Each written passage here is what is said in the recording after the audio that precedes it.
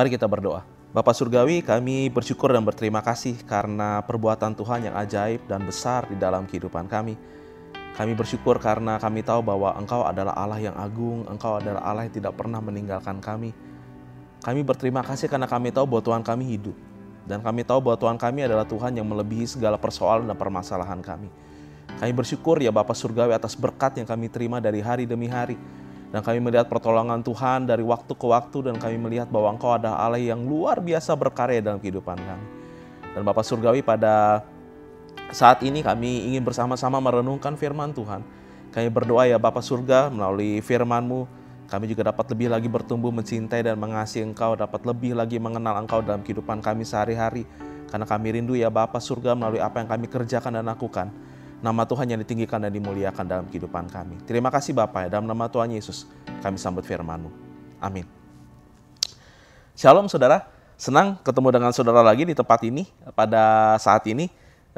Mengingatkan kembali bahwa tema besar kita masih iman dan keselamatan, tapi judul pada minggu ini The World Was Not Worthy, atau dunia bukan tempat yang layak. Ya, walaupun judulnya ini nggak bermaksud negatif sebenarnya atau mengajak kita untuk memandang dunia secara negatif, tapi judul ini sebenarnya diambil dari perkataan yang menarik sebetulnya diucapkan oleh penulis Ibrani dalam Ibrani pasal yang ke-11. Untuk lebih jelasnya mari kita lihat ayat-ayatnya. Ibrani 11 ayat yang ke-33 sampai dengan ayat yang ke-40. Saya akan bacakan untuk saudara. Dan apakah lagi yang harus aku sebut, sebab aku akan kekurangan waktu apabila aku hendak menceritakan tentang Gideon, Barak, Simson, Yefta, Daud, dan Samuel, dan para nabi. Yang karena iman telah menaklukkan kerajaan-kerajaan, mengamalkan kebenaran, memperoleh apa yang dijanjikan, menutup mulut singa-singa, memadamkan api yang dahsyat. Mereka telah luput dari mata pedang, telah beroleh kekuatan dalam kelemahan, telah menjadi kuat dalam peperangan, dan telah memukul mundur pasukan-pasukan tentara asing. Ibu-ibu telah menerima kembali orang-orang yang telah mati, sebab dibangkitkan.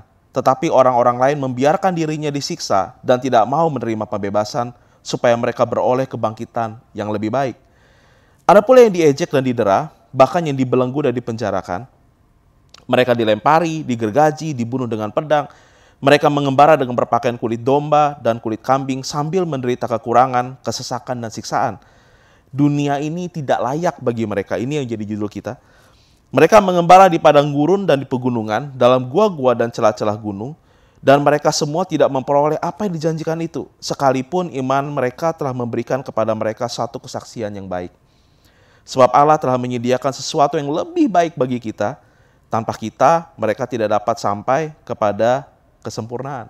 Saudara lihat dari pembacaan kita, apakah saudara melihat kontrasnya?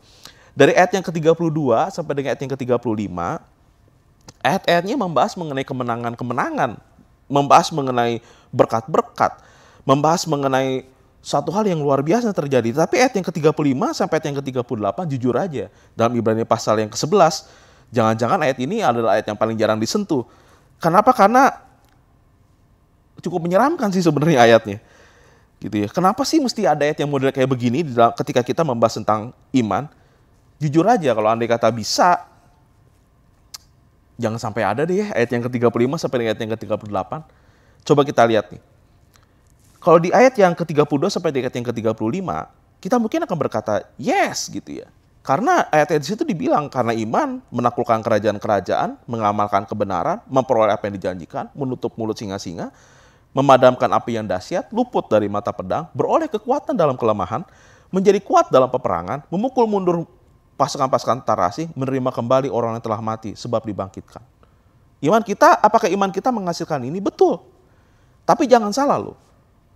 Selain dari ayat yang ke-32 sampai dengan ayat yang ke-35 tadi, yang isinya penuh dengan kemenangan, penuh dengan jalan keluar, ada ayat yang ke-35 sampai dengan ayat yang ke-38, yang ngomongnya gini, membiarkan dirinya disiksa, tidak mau menerima pembebasan, diejek dan didera, dibelenggu dan dipenjarakan, dilempari, digergaji, dibunuh dengan pedang, mengembara dengan berpakaian kulit domba dan kulit kambing, menderita kekurangan, kesesakan, dan siksaan, mengembara di padang gurun dan di pegunungan, dalam gua-gua dan celah-celah gunung.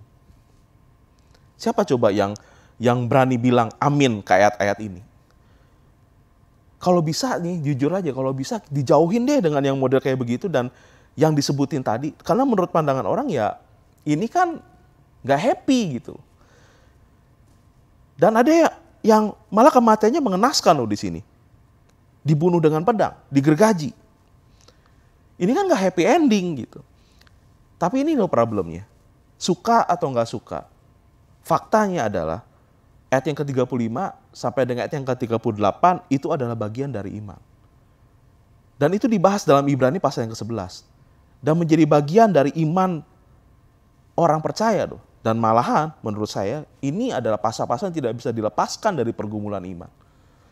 Ya, iman nggak selalu berbicara tentang kemenangan dan perbuatan ajaib. Catat ini. Tetapi juga berbicara tentang keteguhan di dalam masa yang sulit dan perjuangan untuk mempertahankan iman di tengah-tengah penderitaan. Saya ulangi nih, iman itu sebenarnya nggak selalu berbicara tentang kemenangan dan perbuatan-perbuatan ajaib yang Tuhan kerjakan dalam kehidupan kita. Tetapi iman juga bicara tentang keteguhan di dalam masa sulit dan perjuangan untuk mempertahankan iman di tengah-tengah penderitaan. Nah, pada hari ini kita nggak akan fokus ke yang di atasnya itu. Tetapi justru kita akan fokus kepada keteguhan di tengah-tengah masa yang sulit. Kita nggak akan fokus kepada iman yang penuh dengan kemenangan, tetapi kita akan fokus kepada keteguhan di tengah-tengah masa sulit. Dan kalau andai kata ngomongin masalah keteguhan di tengah-tengah masa yang sulit, ada ayat yang menarik sebenarnya. Ayat yang menariknya itu ada di Ibrani 11 ayat yang ke-35. Ibrani 11 ayat yang ke-35, penulis Ibrani lagi-lagi membandingkan. Ibrani 11 ayat 35 mengatakan seperti ini. Ibu-ibu telah menerima kembali orang-orangnya yang telah mati, sebab dibangkitkan. Tetapi orang-orang lain membiarkan dirinya disiksa dan tidak mau menerima pembebasan supaya mereka beroleh kebangkitan yang lebih baik. Perhatikan kata-katanya.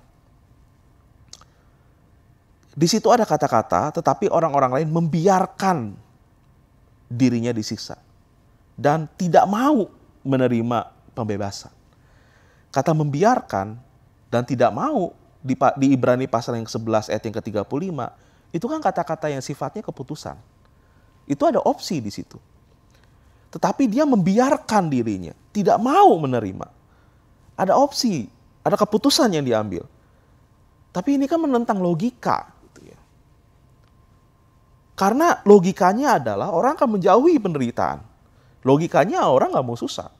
Logikanya orang nggak mau dirinya disiksa. Logikanya orang ingin bebas.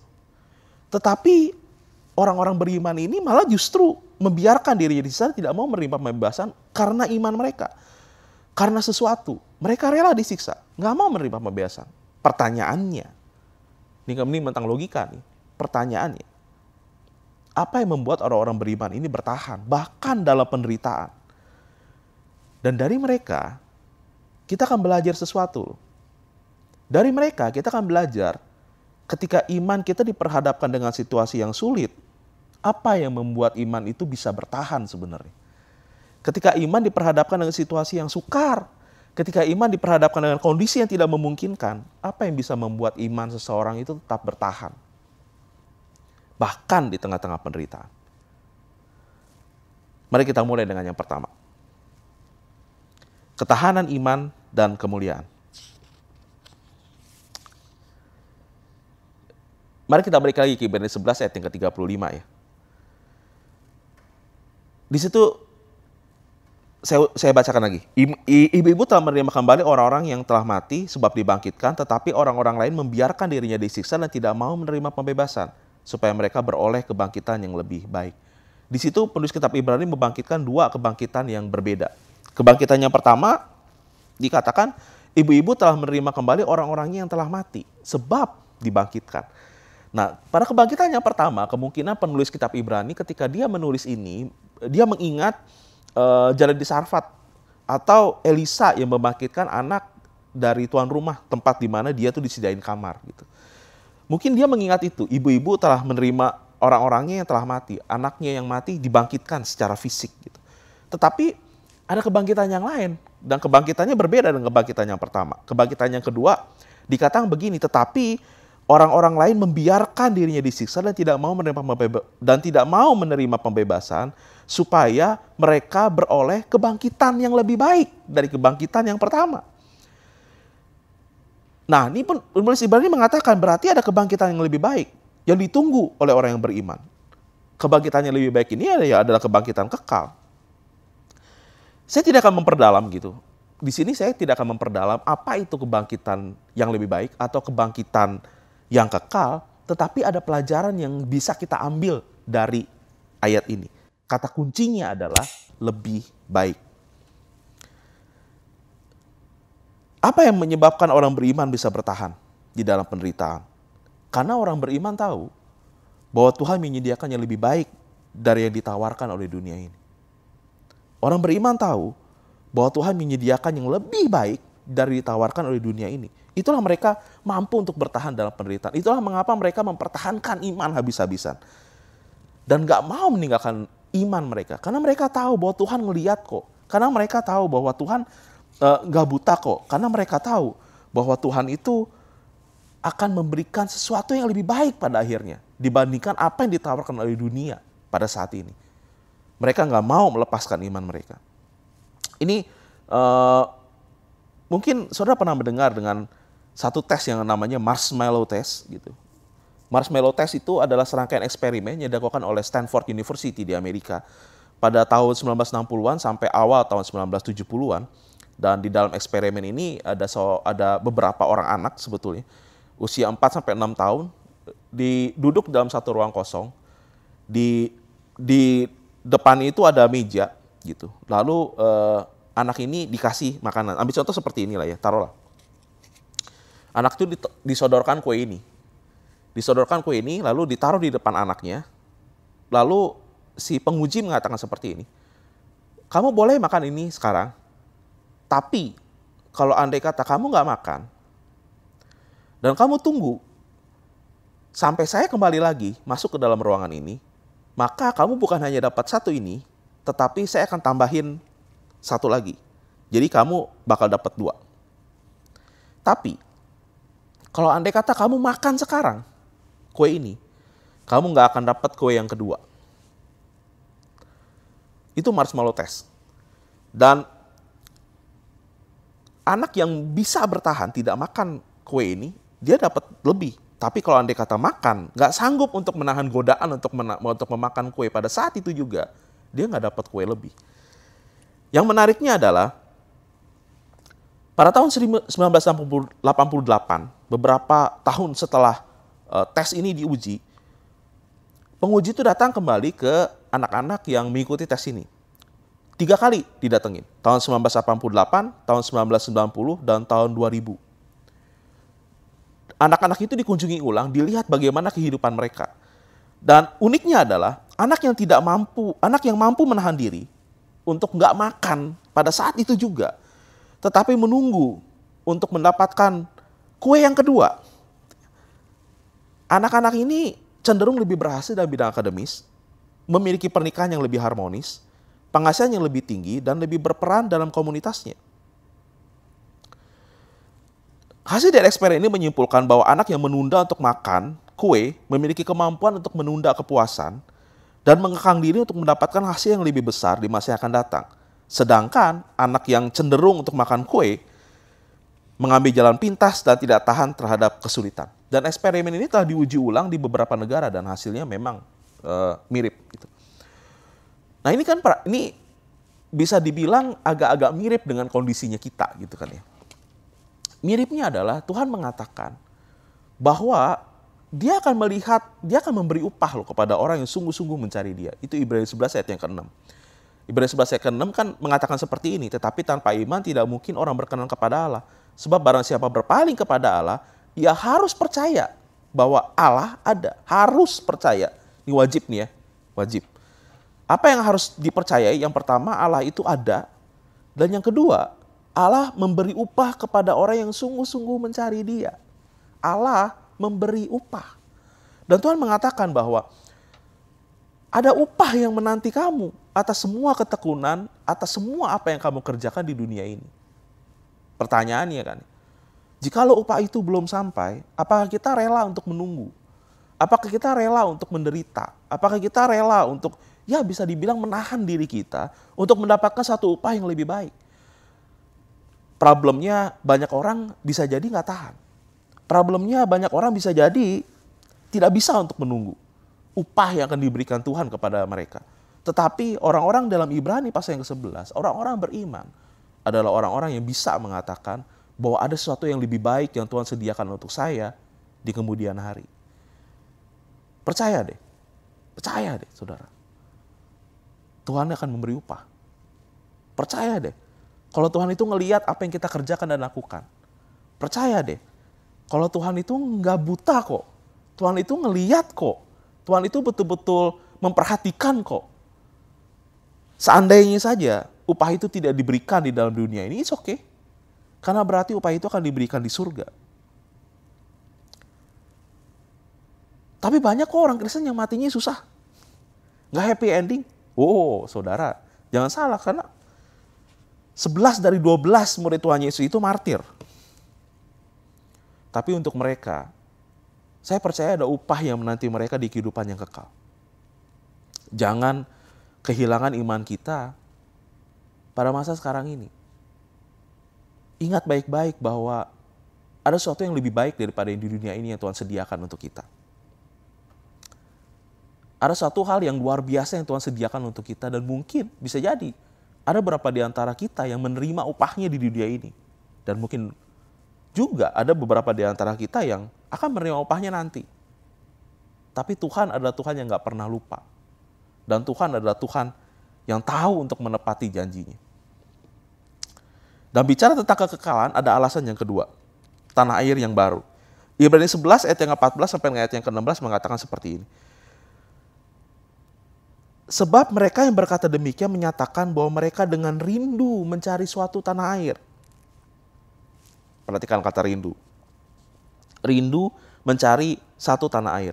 Dan kalau sekiranya dalam hal itu mereka ingat akan tanah asal yang telah mereka tinggalkan, maka mereka cukup mempunyai kesempatan untuk pulang ke situ. Ini juga ada yang menarik nih. Mereka punya opsi untuk kembali. Tapi mereka nggak mau. Kata lebih baik muncul lagi. Tetapi sekarang mereka merindukan tanah air yang lebih baik. Yaitu satu tanah air surgawi. Sebab itu Allah tidak malu disebut Allah mereka. Karena ia telah mempersiapkan sebuah kota bagi mereka. Kata rindu di sini diulang 2 kali. Orang-orang beriman yang pertama bukan hanya tahu bahwa Tuhan akan memberikan yang lebih baik daripada apa yang dunia tawarkan. Tetapi orang-orang yang beriman juga memiliki kerinduan loh akan satu tanah air surgawi. Ini juga yang membuat mereka bisa bertahan karena mereka sedang menuju ke sana. Dan kata rindu ini berasal dari kata Yunaninya zeteo yang berarti mencari, mengingini, berhasrat atau bergairah. Ini kan bicara tentang perasaan di dalam hati. Ada hasrat gitu. Ada kerinduan akan hal-hal yang bersifat surgawi. Orang beriman merindukan tanah air yang baru. Ini pendeta lagi ngomongin apa sih ya? Dari tadi ngomongin surga mulu, ngawang-ngawang jauh di atas. Dan kelihatannya nggak relevan gitu dengan kehidupan kita di dunia ini gitu. Kenapa sih ngomongin sesuatu hal yang sifatnya langit-langit gitu? Jangan salah nih saudara nih ya. Dari tadi kita baca bahwa orang beriman tahan menderita karena mereka tahu bahwa Tuhan menyediakan sesuatu yang lebih baik di atas sana. Orang bisa tahan menderita, orang beriman bisa tahan untuk menghadapi segala macam tantangan dalam kehidupannya karena mereka merindukan tanah air yang baru. Nah ini kan problemnya kebanyakan dari antara kita. Kita nih jatuh ke ekstrim yang lain. Ada satu ekstrim yang berpikir bahwa nih ekstrimnya adalah mikirin ini surga melulu ya. Nggak mikirin dunia sama sekali gitu. Nggak nginjek di bumi gitu. Terlalu mengawang-awang, terlalu spiritual. Tetapi banyak orang nggak sadar bahwa mereka telah jatuh ke ekstrim yang lain. Ekstrim yang lain adalah mereka terlalu sibuk mikirin dunia sehingga nggak ada waktu untuk mikirin sorga. Mereka terlalu sibuk untuk melihat keadaan mereka di dunia ini, apa yang mereka alami, kesulitan-kesulitan yang sedang mereka hadapi, sehingga mereka nggak punya waktu lagi, habis waktunya untuk berpikir hal-hal yang sifatnya yang ada di sekitar mereka. Sehingga mereka nggak punya waktu untuk berpikir surga. Padahal punya kerinduan akan surga, punya kerinduan akan tanah air yang baru, punya kerinduan bahwa saya tahu kok buat Tuhan akan menyediakan saya yang lebih baik daripada apa yang hidup saya di sini. Itu juga sama pentingnya gitu. Dan ketika kita memikirkan perkara-perkara apa yang kita kerjakan di dunia ini. Kolose 3 ayat 1 sampai dengan yang keempat, Rasul Paulus menulis seperti ini. Karena itu kalau kamu dibangkitkan bersama-sama dengan Kristus, carilah perkara yang di atas, di mana Kristus ada, duduk di sebelah kanan Allah. Pikirkanlah perkara yang di atas, bukannya di bumi. Sebab kamu telah mati, dan hidupmu tersembunyi bersama dengan Kristus di dalam Allah. Apabila Kristus yang adalah hidup kita menyatakan diri kelak, kamu pun akan menyatakan diri bersama dengan Dia dalam kemuliaan. Saudara lihat bahwa Rasul Paulus pun menganjurkan demikian. Carilah perkara yang di atas katanya. Dan uniknya adalah kata cari di sini arti itu berasal dari kata zeteo. Sama seperti yang Ibrani 11 ayat yang tadi yang menggambarkan rindu. Karena memang arti kata zeteo itu bukan hanya berarti mencari, tetapi juga berarti rindu, mengingini, berhasrat, bergairah. Jadi kata yang dipergunakan itu sama. Ketika Paulus mengatakan carilah perkara yang di atas. Sebenarnya Paulus lagi ngomong, rindukanlah perkara-perkara yang di atas. Berhasratlah terhadap hal-hal yang ada di atas. Di mana Kristus ada, duduk di sebelah kanan Allah Bapa. Tetapi bukan hanya merindukan loh, bukan hanya berhasrat loh. Paulus nambahin satu lagi.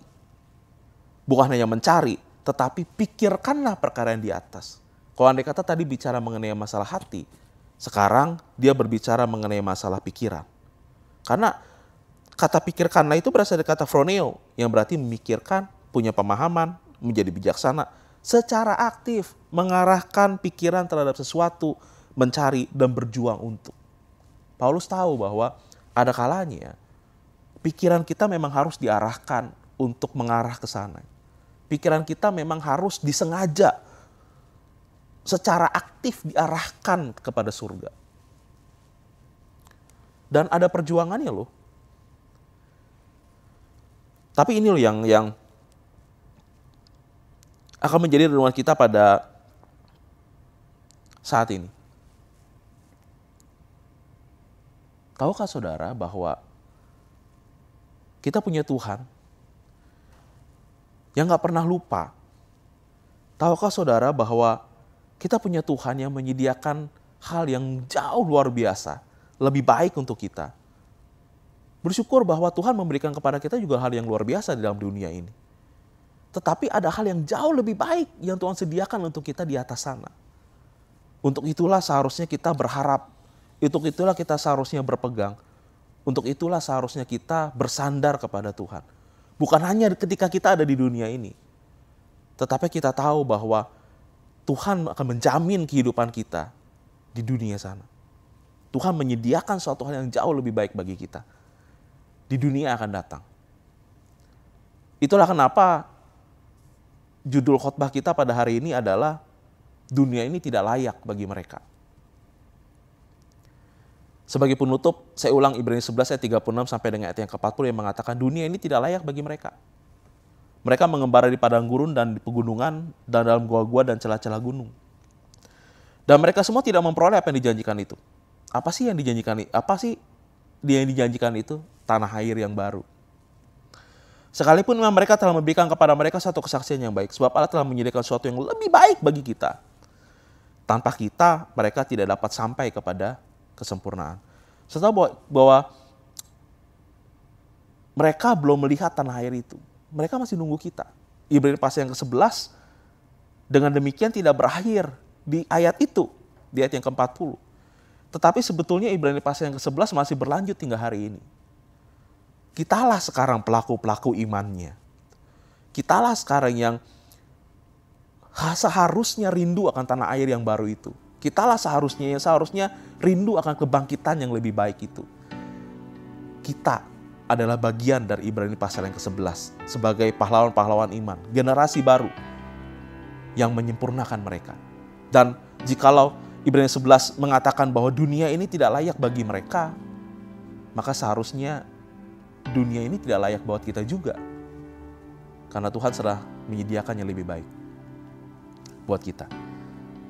Oleh karena itu saudara, apapun yang kita alami pada saat ini, doa saya adalah, dan ini adalah doa saya adalah, Tuhan membangkitkan kerinduan hati saudara. Tuhan membangkitkan kerinduan hati saudara karena tahu bahwa Tuhan itu adalah Tuhan yang selalu melihat, dan Tuhan itu adalah Tuhan yang selalu mencatat, dan Tuhan itu adalah Tuhan yang memberi upah kepada orang yang sungguh-sungguh mencari Dia. Jangan sampai kehilangan iman saudara. Pegang teguh iman kita kepada Tuhan, apapun yang sedang kita hadapi pada saat ini. Mari kita bersatu di dalam doa. Jikalau pada saat ini ada di antara saudara yang mengatakan, Tuhan, permasalahannya udah terlalu berat, permasalahannya udah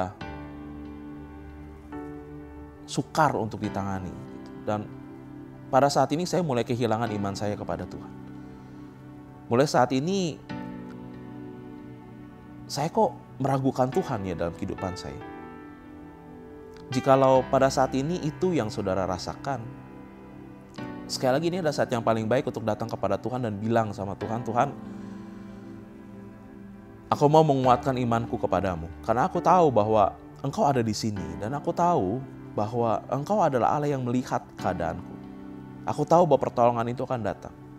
Aku tahu Tuhan bahwa Engkau ada Allah yang memberi upah terhadap kesetiaanku, terhadap perjuanganku untuk mencari Engkau.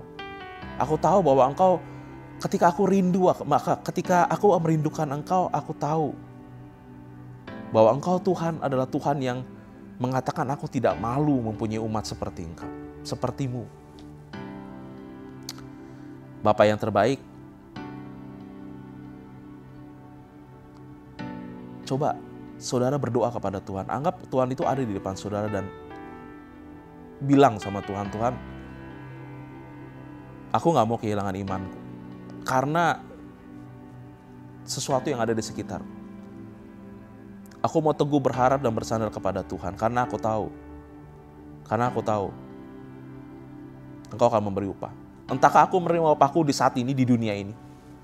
Entahkah aku akan melihat bahwa segala sesuatu akan menjadi lebih baik.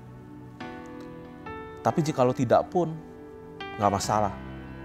Karena aku tahu Tuhan, bahwa Engkau ada Allah yang setia. Karena aku tahu Tuhan, karena Engkau ada Allah yang mencintai dan mengasihi aku. Karena aku tahu Tuhan, aku mempunyai sesuatu yang jauh lebih baik. Dan Engkau telah menyediakan yang jauh lebih baik dibandingkan yang sekarang ini, hidup yang sedang aku jalani. Jikalau pada saat ini itu adalah doa saudara, angkat hati saudara kepada Tuhan dan berdoalah kepada Tuhan. Nyatakanlah komitmen saudara dan bilang bahwa apapun yang terjadi, aku tidak akan meninggalkan Engkau. Bapa Surgawi, pada saat ini aku bersyukur atas firman Tuhan. Berterima kasih Tuhan atas apa yang telah Tuhan kerjakan dalam kehidupan kami, dan berterima kasih atas janji-Mu dalam kehidupan kami. Karena kami tahu Tuhan bahwa Engkau adalah yang setia, dan kami tahu bahwa Engkau ada bersama-sama dengan kami pada saat ini. Dan kami tahu bahwa Engkau adalah Allah yang ada di sini bersama-sama dengan kami, tidak pernah meninggalkan kami. Dan kami tahu Tuhan bahwa Engkau adalah yang memberi upah kepada orang yang sungguh-sungguh mencari Dia. Pada saat ini kami rindu Tuhan berjalan bersama-sama dengan Engkau. Kami merindukan betul-betul momen di mana kami ada bersama-sama dengan Tuhan. Kami rindu ya Bapa Surgawi, berjalan, berada dekat dengan Engkau dalam setiap waktu, dalam apa yang kami kerjakan dan lakukan. Dan pada saat ini ya Bapa Surga, bersyukur karena kami tahu Tuhan Engkau ada Allah yang besar dalam kehidupan kami. Berterima kasih atas anugerah-Mu dalam kehidupan kami. Dan Bapa Surga, apabila pada saat ini kami mengalami satu pergumulan dan persoalan, Bapa Surga, kami tahu Tuhan Engkau adalah Allah yang setia dan tidak pernah meninggalkan kami. Apapun yang kami alami, apapun yang Engkau izinkan terjadi dalam kehidupan kami, kami tahu itu adalah yang terbaik. Dan pada saat ini Bapa Surga, kami menyerahkan kehidupan kami ke dalam tangan-Mu. Kami tidak mau meninggalkan Engkau, dan kami mau berjalan bersama-sama dengan Engkau di dalam kehidupan kami. Sekali kami bersyukur ya Bapa Surga, pakai kami sebagai alat-Mu dimanapun kami berada. Terima kasih Bapa. Dan pada saat ini kami berdoa ya Bapa Surgawi bagi jemaat-Mu yang mungkin mengalami pergumulan di dalam kehidupannya. Kami berdoa ya Bapa Surgawi bagi mereka yang mengalami pergumulan secara ekonomi. Bapa yang Maha Baik, kami percaya bahwa Engkau adalah Allah yang melihat. Engkau adalah yang memberikan kekuatan. Engkau adalah Allah yang memberikan jalan keluar. Dan satu hal juga yang kami percaya Tuhan, bahwa Engkau tidak akan pernah membiarkan umat-Mu kelaparan. Engkau adalah Allah yang mencukupi segala sesuatu. Dan pada saat ini kami berdoa di dalam nama Tuhan Yesus Kristus. Di tengah-tengah segala himpitan ekonomi, mungkin bagi mereka ada yang kehilangan pekerjaan, bisnis yang lesu. Kami percaya Tuhan bahwa Engkau adalah Allah yang menyegarkan. Kami percaya bahwa Engkau adalah Allah yang memberikan sukacita. Dan kami percaya Tuhan bahwa Engkau adalah yang memberikan jalan keluar. Satu hal juga yang kami doakan, Tuhan, berikan keteguhan hati bagi jemaat Tuhan yang pada saat ini sedang mengalami pergumulan secara ekonomi. Biar mereka juga terus bersandar berharap kepada Tuhan, tidak kehilangan iman mereka kepadamu ya Tuhan. Karena kami percaya pertolongan satu-satunya adalah berasal daripada Tuhan, bukan dari yang lain. Dan karena kami percaya juga bahwa kecukupan itu juga berasal daripadamu, bukan dari yang lain. Ajar mereka untuk menunggu waktunya Tuhan. Terima kasih Bapak Surgawi. Juga pada saat ini kami berdoa menyerahkan jemaat Tuhan yang mungkin mengalami pergumulan dalam hal keluarga mereka. Bapak Surgawi, kami berdoa ikat keluarga-keluarga dengan tali kasih-Mu di dalam nama Tuhan Yesus Kristus. Ajar mereka untuk saling mengasihi. Ajar kami semua Tuhan untuk saling mengasihi. Ajar kami semua juga untuk terus bersandar kepada Tuhan. Mendasarkan fondasi keluarga akan cinta kami kepada Engkau. Kami berdoakan hubungannya harmonis antara suami dan istri, antara orang tua dengan anak. Kami menyerahkan keluarga-keluarga ke dalam tangan Tuhan. Bapak Surgawi, kami rindu untuk melihat betul-betul Tuhan, tiap-tiap keluarga jemaat-Mu di GSJ Bethlehem ini betul-betul memancarkan kasih ilahi dalam kehidupan mereka. Bapak Surgawi, ajar kami untuk saling mengasihi satu dengan yang lain. Ikat kami dengan tali kasih-Mu. Ajar kami kerendahan hati. Ajar kami mengampuni. Ajar kami untuk saling mendukung satu dengan yang lain. Karena kami rindu untuk melihat keluarga-keluarga diberkati dalam nama Tuhan Yesus Kristus. Karena ada kesatuan di situ. Kami berdoa ya Bapak Surgawi juga untuk gereja-Mu di tempat ini kami serahkan ke dalam tangan-Mu ya Bapak Surga. Karena kami rindu Tuhan, Engkau pakai gereja-Mu di tempat ini untuk menjadi berkat bagi kota ini. Kami rindu melihat Bapak Surgawi ada kegerakan Allah yang luar biasa terjadi dalam kota ini melalui gereja ini. Kami ingin menjadi saksi bagi kemuliaan nama-Mu ya Tuhan. Kami ingin menjadi saluran berkat-Mu bagi orang-orang di sekitar kami. Dan bagi kota ini juga kami berdiri ya Bapak Surga. Kami menyerahkan pemerintahan kota ini ke dalam tangan-Mu. Berkati Bapak Wali Kota, berkati sampai struktur yang paling bawah. Kami serahkan ke dalam tangan-Mu. Berikan kepada mereka hikmat di dalam mengatur kota ini. Di tengah-tengah segala problema dan pandemi yang pada saat ini sedang melanda, Bapak Surga, berikan kepada mereka hikmat dan kebijaksanaan. Berikan kepada mereka hati-Mu, ya Bapak Surga, supaya mereka betul-betul memerintah dengan bijaksana. Berdoa juga untuk Presiden, berdoa juga terus sampai dengan struktur yang paling bawah. Kami serahkan ke dalam tangan-Mu, ya Bapak Surga. Berdoa Tuhan, berikan hikmat dan kebijaksanaan juga bagi Bapak Presiden beserta seluruh jajarannya. Kami berdoa ya Bapak Surgawi, biarlah mereka menjadi betul-betul perwakilan Engkau Tuhan. Biarlah mereka juga betul-betul memerintah dengan bijaksana. Berikan hikmat-Mu dalam kebijakan-kebijakan yang mereka ambil Bapak Surgawi. Kami berdoa Bapak, menyerahkan kehidupan mereka dalam tangan Tuhan juga. Berdoa ya Bapak Surgawi bagi negara ini dari Sabang sampai Merauke kami serahkan dalam tangan-Mu Bapak Surga. Kami percaya bahwa negara ini membutuhkan Tuhan. Negara ini membutuhkan Engkau. Berikan damai sejahtera dan sukacita bagi tiap-tiap di antara kami. Bapak Surgawi, kami berdoa menyerahkan negara ini ke dalam tangan-Mu. Bapak, kami merindukan kasih-Mu. Bapak Surga, kami butuh damai sejahtera berasal daripada Tuhan. Bapak Surgawi, kami rindu Tuhan akan ada kegerakan Allah yang terjadi, yang luar biasa terjadi bagi negara dan bangsa kami. Kami akan melihat kegerakan itu, dan kami akan melihat tuaian besar akan terjadi di tengah-tengah negara dan bangsa kami. Terima kasih Bapak Surga, kami bersyukur Tuhan atas sekali lagi apa yang Kau kerjakan bagi negara dan bangsa kami. Bersyukur juga atas apa yang Kau kerjakan bagi gereja, keluarga, dan tiap-tiap jemaat-Mu di tempat ini. Berdoa Bapak Surgawi bagi jemaat-Mu yang memberikan persembahan, memberikan apa yang mereka punya kepada Tuhan. Bapak Surga, berkati mereka dalam nama Tuhan Yesus. Karena mereka memberi, karena mereka mencintai dan mengasihi Engkau dalam kehidupan mereka. Bersyukur sekali lagi ya Tuhan atas apa yang Kau kerjakan dalam kehidupan kami. Mari jemaat Tuhan, angkat tangan saudara untuk menerima berkat daripada Tuhan. Tuhan memberkati engkau dan melindungi engkau. Tuhan menyinari engkau dan wajahnya dan memberi kepada engkau kasih karunia. Tuhan menghadapkan wajahnya kepadamu dan memberi kepada engkau damai sejahtera. Oleh karena itu saudara-saudaraku yang kekasih dalam nama Tuhan Yesus Kristus, terimalah berkat dari Allah Bapa, kasih sayang daripada Tuhan Yesus di dalam penyertaan Roh Kudus. Mulai dari saat ini, dimanapun saudara berada, sampai kepada Maranatha, Tuhan Yesus datang yang kedua kali. Dalam nama Tuhan Yesus, kami sudah berdoa.